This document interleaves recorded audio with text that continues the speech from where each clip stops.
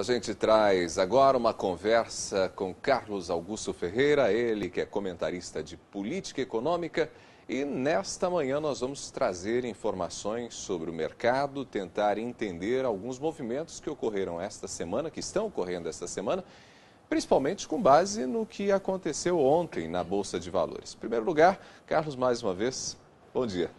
Bom dia, Ronaldo. Bom dia a todos os telespectadores do Ponto Com News. É um prazer estar aqui novamente.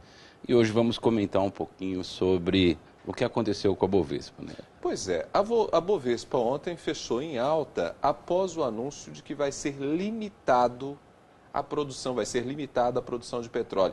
Peraí, mas como que limitar a produção de petróleo faz com que o mercado reaja positivamente? Excelente pergunta, Ronaldo. Na verdade, as ações da Petrobras são as ações que têm maior peso no índice Bovespa. E como as ações da Petrobras variam proporcionalmente à valorização do petróleo, ela sobe a Bovespa inteira. Nós chegamos ontem a 59 mil pontos. Eu me lembro que entre 2007 e 2008, nós comemoramos, nessa época eu estava envolvido num projeto lá na Bovespa, de 60 mil pontos. Ou seja, 8 anos depois nós estamos voltando aí a patamares bastante interessantes, né? Mas é muito importante entender que fenômeno está aí por trás. E fenômeno esse que nós chegamos a comentar aqui numa das nossas oportunidades com vocês. Pois é, essa limitação, ela se deve a quê?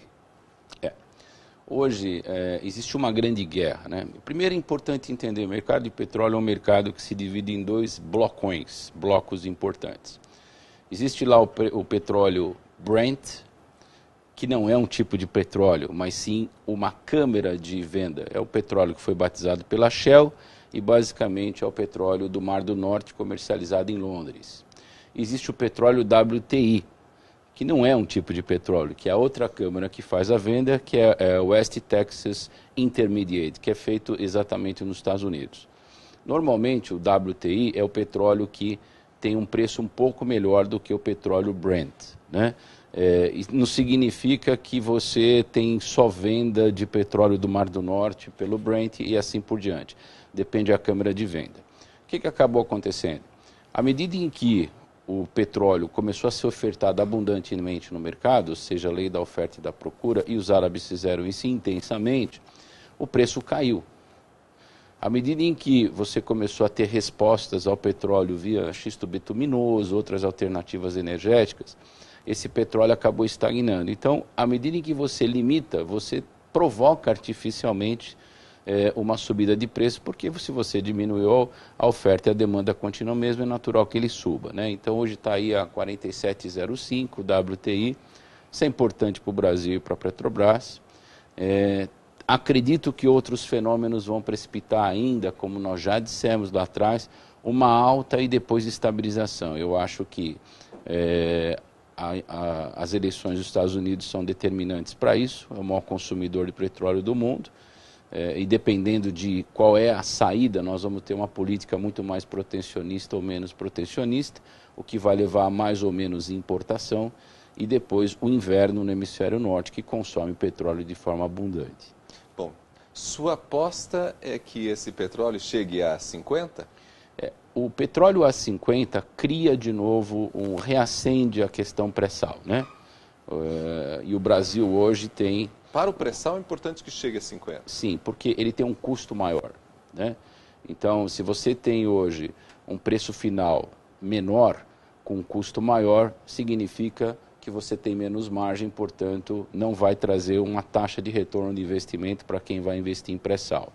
À medida em que cresce o preço final, cria de novo atratividade em reservas brasileiras. Então, é um movimento interessante, o presidente da Petrobras, o Parente, está de olho nesse movimento e a gente precisa aproveitar essa janela, ela não é longa, não é uma janela que vai ser tão longa. Então, é importante desonerar o modelo de pré-sal, e aí nós estamos falando de novo em política econômica, se ninguém não vai entender nada, né? Nós estamos falando de Bovespa, não, isso tem a ver com a política econômica, impacta diretamente numa oportunidade de ouro para o Brasil. Então, é muito importante que a gente caminhe para esses 50. E os elementos que estão sobre a mesa daqui até o final desse exercício são positivos nessa direção.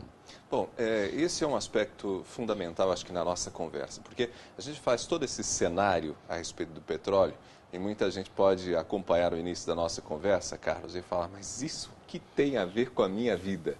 E tem tudo a ver com a vida da gente, né? Porque automaticamente, quando você tem esse movimento, a Bolsa já começa a trazer reações positivas, o mercado como um todo traz um cenário positivo, porque hoje a Petrobras, especificamente, ela afeta não apenas os negócios da Bolsa, mas várias outras companhias giram em torno da Petrobras, né?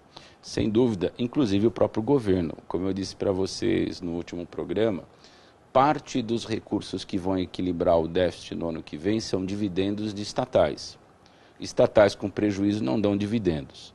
Então, à medida em que a gente tem um ativo, ainda que público, né, que é a Petrobras caminhando nessa direção, bastante combalida por tudo que ela sofreu, isso é fundamental e é um elemento articulador relevante macroeconomicamente falando. Então, quando a gente analisa o cenário internacional e vem para o regional e vem para o nosso país, nós estamos dando uma construção de estratégia para que a política econômica seja eficaz nos seus efeitos. Então, essa leitura é muito importante para que o telespectador tenha uma visão do global para o local.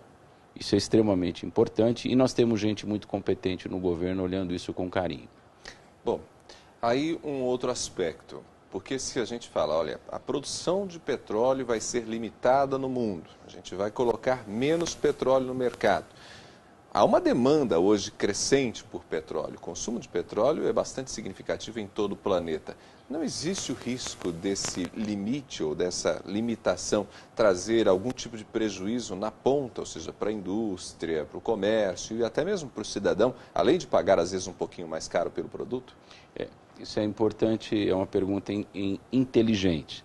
Na verdade, assim, aumentar o petróleo afeta o diesel e a gasolina, que é aquilo que o consumidor final mais sente? Não, porque esses preços estão inflados. Nós estamos falando do petróleo cru, nós não estamos falando do refinado. A grande demanda que existe é exatamente para gerar, principalmente nesse final de ano, calor, caldeiras, coisas dessa natureza. É esse tipo de queima que a gente se refere. E também para derivados que vão, evidentemente, para a indústria. E as indústrias hoje estão com preços bastante competitivos no mercado, plásticos e derivados em geral. Então, na verdade, você tem uma afetação sim, mas não necessariamente no combustível. Por exemplo, existe um esforço enorme para o Brasil trazer o seu preço de combustível final refinado para preços de mercado. Nós estamos cerca de 13% acima dos valores praticados no mercado internacional. Não há espaço para crescer valor de combustível no Brasil. Há espaço para realinhar. Evidentemente, tem toda uma taxa aí tributária por trás também, que é uma discussão para a gente separar. Mas não tem um impacto direto para o consumidor final. Tem para a nossa economia, do ponto de vista de crescimento e competitividade. O Brasil precisa de sustentação. Além disso, Ronaldo, essas subidas e descidas de petróleo, elas são sazonais, né? Como disse a você, o inverno é muito rigoroso no hemisfério norte e demanda muita energia, né? Não só as energias que estão de termoelétricas ou mesmo nucleares são suficientes para manter o calor. Então, eles acabam precisando de utilização desse tipo de combustível fóssil, né? Correto. Do ponto de vista da Petrobras, além disso, nós podemos ter uma valorização direta de ações da companhia, que é algo bastante importante, já que a empresa perdeu o valor no mercado nos últimos anos, em função da gestão econômica e até mesmo dos desvios de recursos, né? É 1 para 1. Cada vez que você tem uma subida de 1 ponto percentual no petróleo cru, você tem um reflexo exatamente igual no valor da Petrobras. Por quê? Porque esse é o carro-chefe da companhia. A companhia é uma grande produtora, nós não somos um grande refinador de petróleo, nós somos um extrator de petróleo. A Petrobras tem esse perfil, ela quer sim chegar a ser uma refinadora. Então, à medida em que a gente caminha e avalia que o mercado sobe, as ações da Petrobras sobem na mesma proporção, porque, de novo, ela entra nesse mercado via WTI, que é o que eu já falei. Então, eu imagino que, e já dei essa profetizada aqui, que em 2018 os dividendos da Petrobras vão ser excepcionais, entendeu? Agora, tudo na vida tem as suas gangorras, né? Você vê subindo as empresas de commodity na bolsa e você vê descendo bancos, né? E, de novo, é o caminho em direção ao fundo do poço, né? Como comentei com você, os bancos hoje estão com uma queda importante por dois motivos. Primeiro, eles estão assimilando a inadimplência em seus balanços, o que deve acontecer no máximo até o princípio de outubro, né? E, portanto, vão distribuir menos dividendos. Por outro lado, o crédito caiu, ou seja, então, evidentemente, os bancos vão se direcionar para tarifas e serviços para fazer resultado. Banco sempre faz resultado. Um banco é muito competente, a indústria mais competente desse país. Não desanimem, apostem um pouquinho, porque eu acho que vocês vão ganhar dinheiro aí também. Muito bem.